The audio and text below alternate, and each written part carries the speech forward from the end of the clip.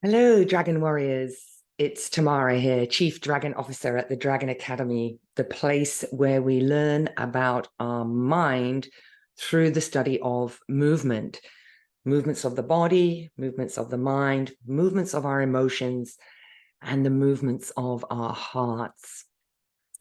In this video, I wanted to talk about the difference between formal and informal mindfulness practice, because this is something I'm often asked about, and particularly because I tend to work with people who struggle with formal practices. So typically when we're talking about formal practices, we're talking about times when we would spend a dedicated period of time to our mindfulness practice, for our mindfulness practice. So classically, I suppose this might be somebody who does mindfulness meditation in the morning. They sit on their cushion for 20 minutes or 40 minutes, and they have a formal period of practice where they're very deliberately cultivating that kind of awareness, which is present, non-judgmental, monitoring the ongoing flow of sensations. But this is done in a very specific place. Normally, it's somewhere where it's quiet and you won't be disturbed, and you've really set up the conditions for you to be doing a practice, and you can really get into it.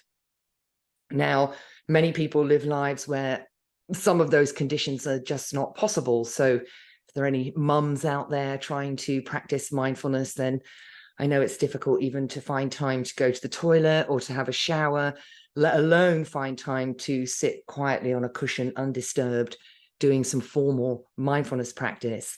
And there could be other reasons why you're not able to do that.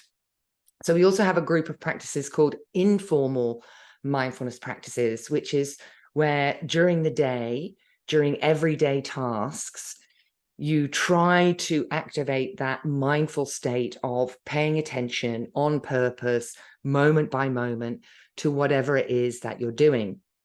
And some of the favorites, of course, are maybe when you're brushing your teeth, or you're picking up the kettle and pouring water into the cup, perhaps becoming present to the sensations of grasping, lifting, tipping, pouring, listening to the sounds, noticing the steam, feeling the sensations of the muscles in the arms and the shoulders working. You might also try walking as an informal practice, because presumably maybe you're walking somewhere, or traveling between two spots. Could you do that where you bring a bit more awareness to what you're doing and how you're doing it? I've tried to take an approach which kind of splits down the middle way between formal and informal practices. And I call these informed informal practices. And this is what the brainwise approach to mindfulness that I take really is deeply embedded in, which is making everyday activities our practice, life as a dojo, as Bruce Lee might say, but having a little bit of knowledge and education that can help us to amplify those informal practices. And working with the neurocognitive model, the 4 stages of mindfulness, focusing, getting lost, noticing, and coming back, trying to hold that model in mind as we do the informal practices, so we can really begin to see the ways in which the mind is moving between those 4 cognitive stages. And as it does so, those three brain networks are turning on and off and on and off and on and off as we go round that loop. And in that way, what's been helpful for me is I can do informal practices, but it feels like they've been sort of turbocharged, and I can really get the most out of them. And there's a related question that we come to in Tai Chi, and we find this question in one of my favorite books, the Tai Chi Classics, where a student famously asks the teacher, how long do you need to practice Tai Chi before you have the art of Tai Chi? And there's some kind of discussion about that, but the gist of it is it's the intention that matters. It's the amount of effort and will and presence and attention and intention that we put into the movement that is the real secret ingredient that can unlock all of our practices, whether they're formal or informal practices.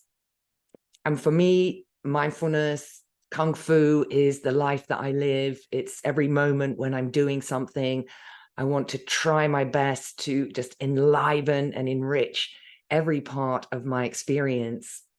And so holding firm that intention, using the neurocognitive model to just help me stay on track really with being mindful in any moment.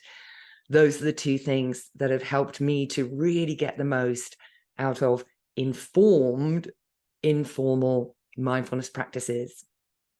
So if that sounds like something that's helpful for you, please do explore that and write some comments. Let me know how you get on. If you like some of this content, please click subscribe, share, anything that feels comfortable for you. Of course, if you are going to click subscribe, I do recommend an informed, mindful, slow, considered, lifting the finger, and click subscribe. Have fun.